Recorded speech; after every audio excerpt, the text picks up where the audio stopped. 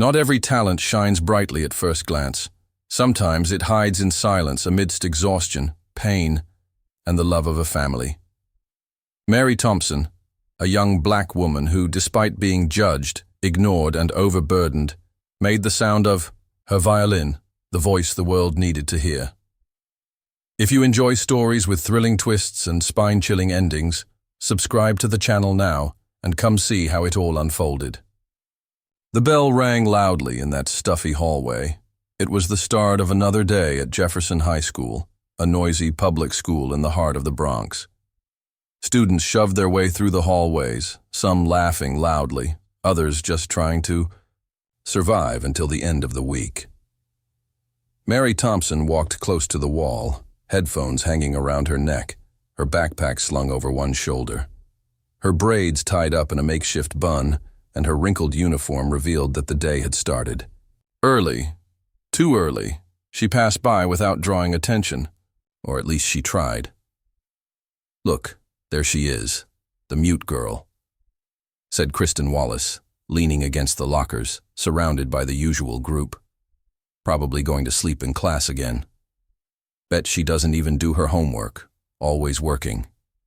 "After school," replied Tyler, her boyfriend, laughing.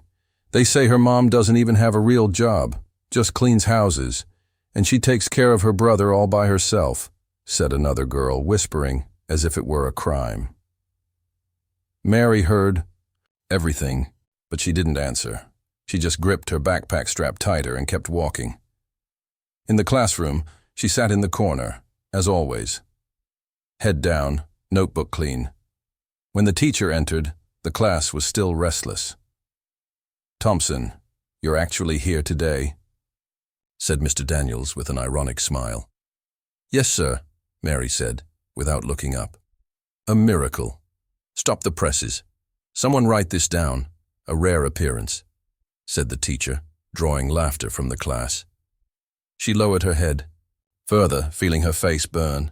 She just wished the ground would swallow her up. During the break, Mary grabbed an apple and went to sit in the courtyard, far from everyone.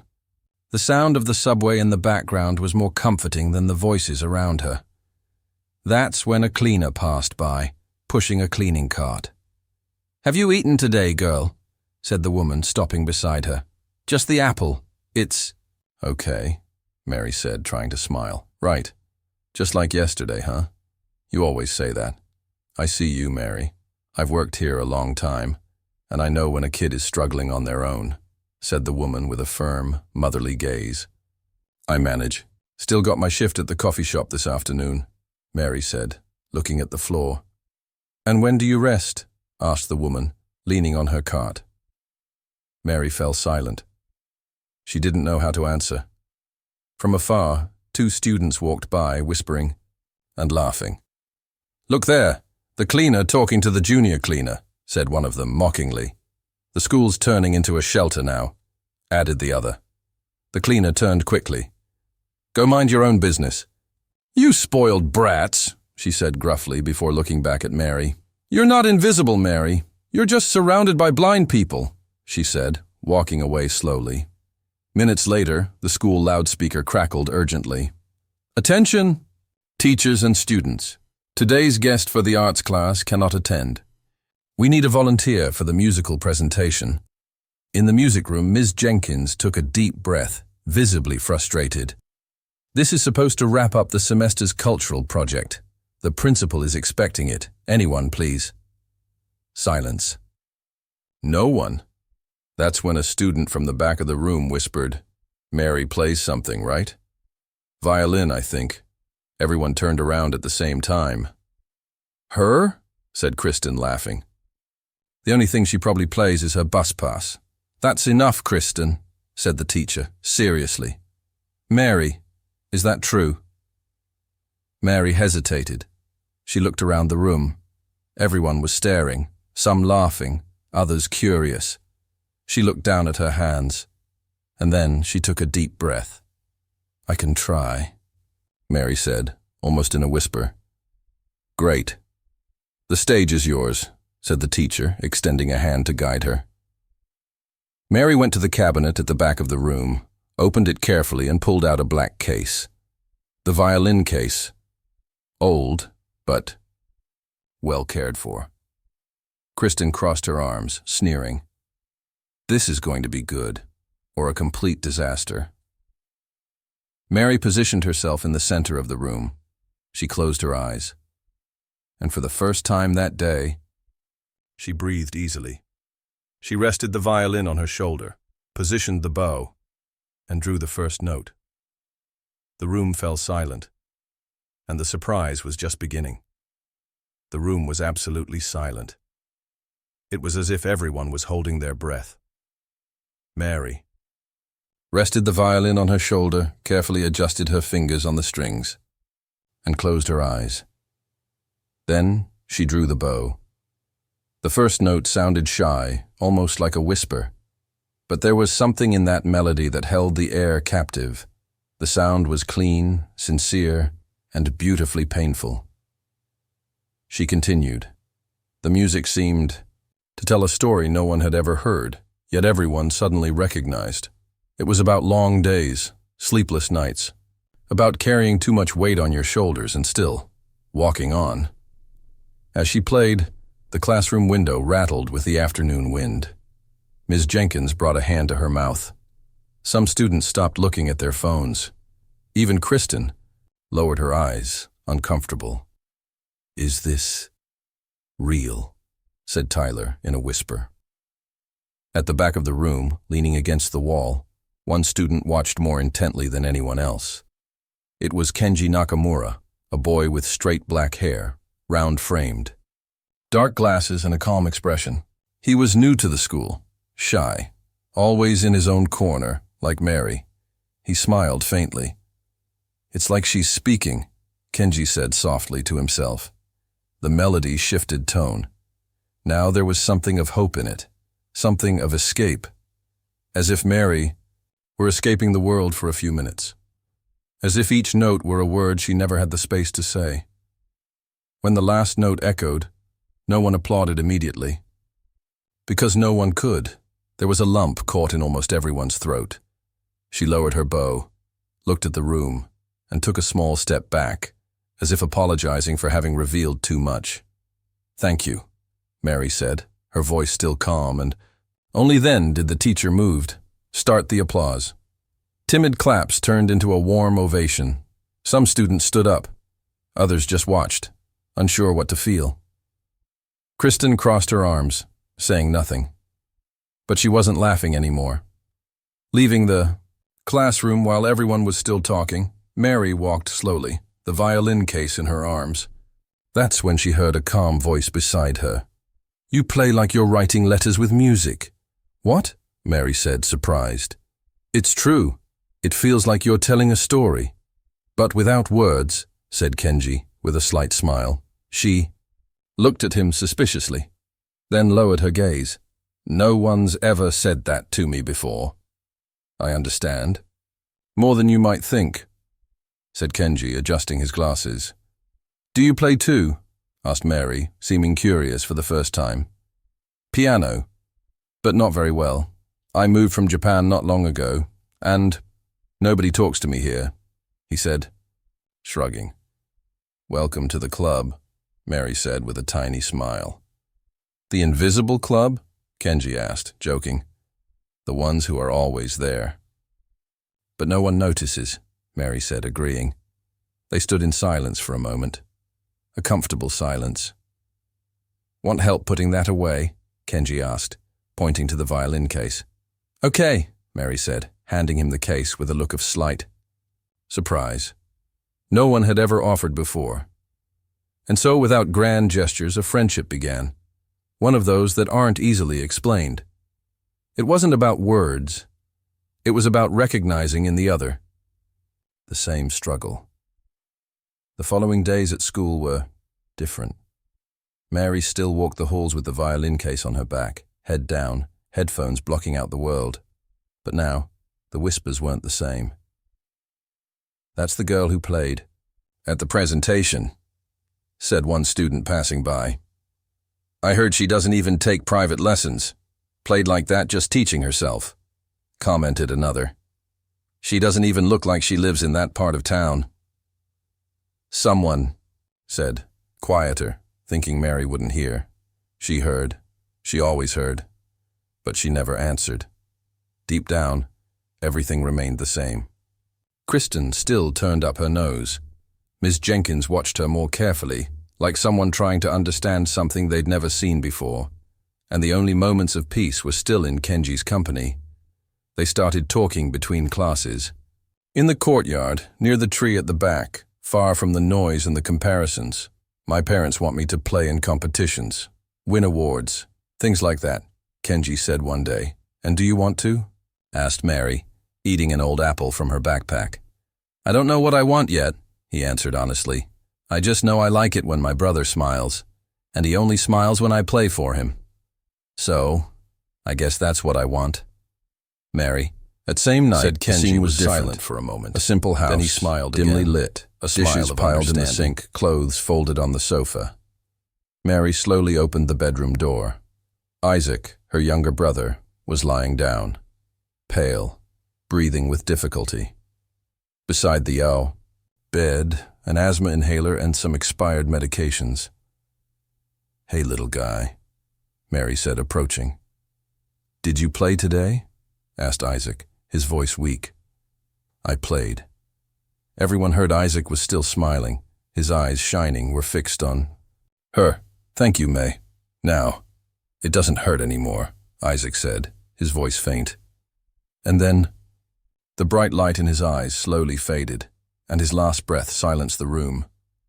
The air filling his lungs escaped completely, and even in death he kept smiling. The sharp, cold sound of the monitor was the only thing audible. Donna let out a muffled sob. Mary stood motionless. The violin slowly slipped from her shoulder, but she caught it before it fell. Her hands trembled, but no tears fell. Only that silence, the loudest silence she had ever heard. I love you, Isaac, Mary said in a trembling whisper, leaning down to kiss his forehead. The days that followed were shrouded in shadow. Mary walked around as if she'd left her soul in that room. School became a blur, notebooks, books, the voices around her. Nothing made sense anymore. Kenji stayed with her but didn't force conversation. Just his presence, always by her side, said it all. One afternoon, sitting on a bench in front of the hospital, he spoke quietly. My mother spoke with the conservatory director. They said they want to hear you play. Maybe even offer you a scholarship. You should try, Kenji said, not looking at her. I can't play anymore, Mary said, looking at the ground. He died smiling, Mary, because of your music. That has to mean something, don't you think? Kenji said, lightly touching her hand. She didn't answer. But her silence wasn't the same anymore. At the end of the week, the Nakamuras invited Mary and her mother over for dinner. It was a simple, intimate dinner, but full of meaning. The Japanese family's once silent table was now alive, filled with voices, quiet laughter, and sincere glances. Donna was shy, but charmed by their kindness.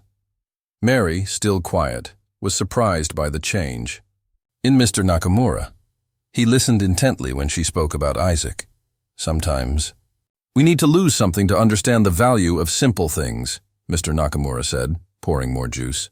Or meet someone who shows us how to see things more clearly, Sora added, smiling at Donna. It was then that Kenji blurted out, She's going to play. At the theater. A solo performance. Just her. For him. All eyes turned to Mary. She took a deep breath. Only if you sit in the front row, Mary said, with a small but genuine smile. The theater was booked. Posters with her name appeared around the school and town. The show was sold out. On the night of the performance, Mary stood backstage, violin resting on her lap. She was trembling. Kenji appeared, holding an envelope. I found this in my father's room. He had it printed, Kenji said, handing her the paper. It was a photo of Isaac, smiling. Mary pressed her forehead against the picture frame, took a deep breath, and walked out. The curtains opened, and the whole world fell silent. The theater was dark, lit only by a single beam of golden light falling center stage. Mary walked out slowly, violin in hand. The applause died down as she stopped in the center. She wore a simple black dress. Her hair was tied in a low bun, the way Isaac liked it. There was absolute silence. In the front row sat Donna, the Nakamuras, Kenji, all eyes fixed on her. She took a deep breath, closed her eyes, and spoke. "This music is for my brother." "The first one who believed in me," Mary said, her voice trembling but steady. Silence. She raised her bow and began to play. The melody was sweet and melancholic. A piece she had composed herself, inspired by the sounds of her childhood with Isaac. Notes drifted like memories. The violin wept, cried out, whispered, and the entire theater listened, felt. Tears streamed down faces unnoticed. Teachers, students, strangers. Everyone immersed in the beautiful sorrow the music carried. When she finished, there was a pause, that profound pause, where the world seemed to hold its breath together. And then, the ovation. Everyone was on their feet. Applause echoed like thunder. Shouts, whistles, tears. But Mary didn't smile. She just looked up and murmured, "You heard that, didn't you, Isaac?" Mary said, her eyes welling with tears. In the following days, videos of the performance went viral. Music websites praised her emotion, precision, and power. Conservatories reached out, scholarships, interviews, invitations. But Mary turned down most of them. She wanted to study, yes. To improve, to grow. But she wanted to stay close to home, to her mother, and close to where Isaac had been happy. Mr. Nakamura invited Donna and Mary to his home. "I have a proposal. It's not just about the music. It's about who you are. Your strength, your character," Mr. Nakamura said, holding out a contract. It was a partnership with the Nakamura Family Foundation to create a project supporting young musicians in underprivileged neighborhoods. And Mary would be the first scholarship recipient and a future mentor. Donna could barely speak. Her hands were trembling. "I don't know how to thank you," Donna said, deeply moved. "Just keep raising people like Mary," Sora said with a gentle smile. Kenji, shyer now, approached Mary at the end of the meeting. "You're the best thing that's ever happened to me," Kenji said quietly. "You're the one who made me believe I could keep going," Mary said, her eyes meeting his. They smiled, unhurried. No grand promises, just that look, full of truth. Some years. Later, Mary sits in a park square playing the same music she played in the hospital. Children run around, people stop to listen.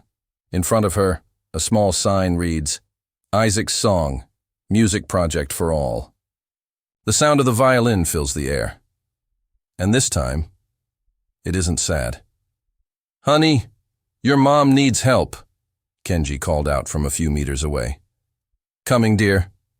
Mary gets up with a smile and heads towards the foundation building. Never underestimate those who walk in silence. Because some of the greatest dreams are born amidst the noise of struggle and echo forever in the hearts of those who believe.